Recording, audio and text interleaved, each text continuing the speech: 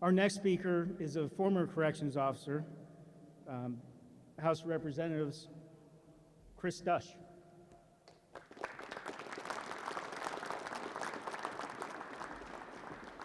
Thanks, Larry. Up at Forest, they knew me as Airstrike from my time up in the tower.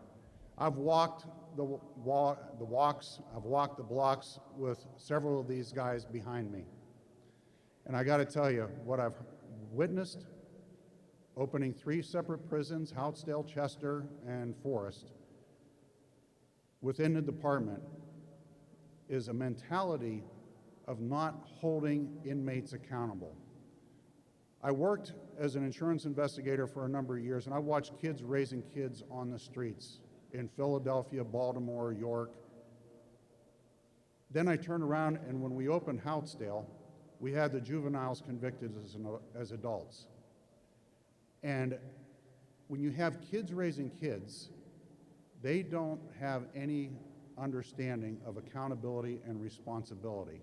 And unfortunately, the Department of Corrections is not doing anything to correct the behavior.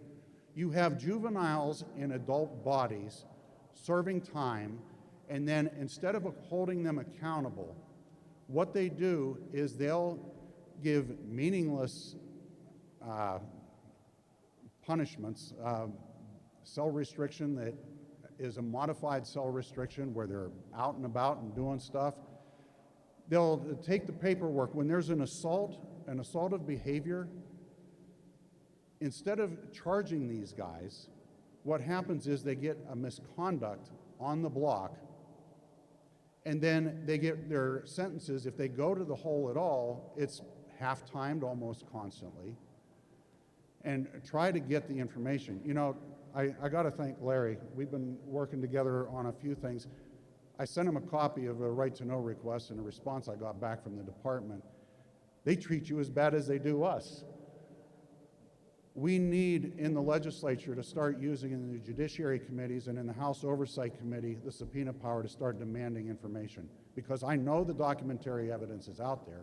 It's just getting it back from the department that's the problem. Up in that tower,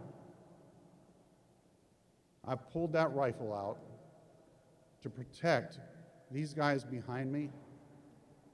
I had a responsibility to not just the staff, but the inmates, to protect those lives. And unfortunately, Secretary Wetzel and his predecessor, they spend an awful lot of times when I'm up there in that tower, or when I've been working at, down on the walks, they're spending an awful lot of time shaking hands with inmates, but no time at all talking with the guys who are supposed to be protecting everybody inside those jails. None. It's a dog and pony show when he shows up to do his tours that are required for the Secretary of Corrections. And unfortunately, it's focused on the inmates. It is not focused on the people who are supposed to be running these institutions. When these inmates learn that there is no consequence, they come back out and their actions get progressively worse. There's one institution that's actually got a violence reduction program that is working, and the people who run it will tell you there are some things that they can do to still tweak it, and that's SEI Forest. But the officers that I speak to in other institutions, these level 5 blocks are the R8, the restricted housing units, commonly called the holes, and then you've got institutions that have level 4 blocks. They have more restrictive movement than the other general population blocks. But instead of using those things as step-down units, which SEI Forest does, they're cutting these guys out into general population, where they're offending again and again and again. These guys need protection, and it's not just them. It's the teachers, it's the nurses, it's everybody that's working inside of those facilities. These guys have got a tremendous responsibility protecting all those folks, but this administration is spending more time focusing on get these guys out the door and virtually no time on correcting behavior. They're not going to be good people in society if they're not being taught good behavior and self-control inside the institutions, because they never got it as a kid, they never got it as a juvenile, and they're certainly not getting it right now inside the Department of Corrections. I have to commend Larry. With his predecessor, we didn't get stuff like this. We didn't get people standing and holding the administration accountable.